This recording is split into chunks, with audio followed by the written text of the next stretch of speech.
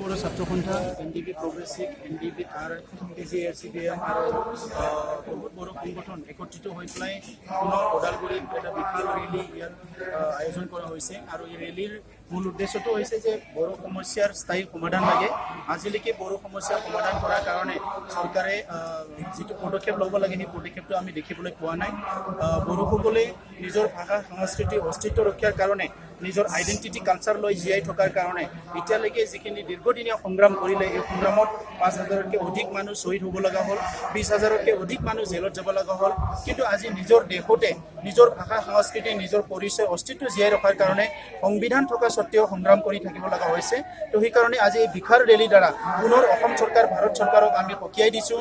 ভাৰত চৰকাৰক আমি দাবী জনাইছোঁ যে অতি শীঘ্ৰে বড়ো সমস্যা সমাধান কৰিব লাগে।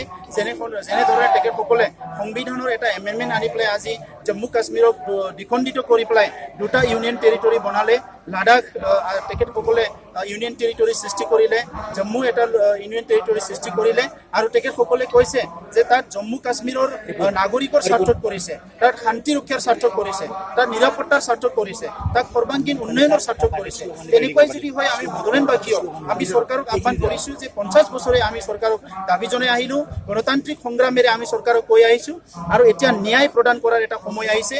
গতিকে যেনেকৈ লাডাখ আৰু জম্মুৰ ক্ষেত্ৰত ভাৰত চৰকাৰে কৰিছে অতি শীঘ্ৰে বড়োসকলৰ ক্ষেত্ৰতো অসমৰ ক্ষেত্ৰতো একেই পলিচি তেখেতসকলে এডপ্ট কৰিব লাগে আৰু বড়োসকলক হিষ্টৰিক যিটো জাষ্টিছ যে ঐতিহাসিক যি ন্যায় সেইটো দিব লাগে বুলি আমি চৰকাৰক দাবী জনাইছোঁ।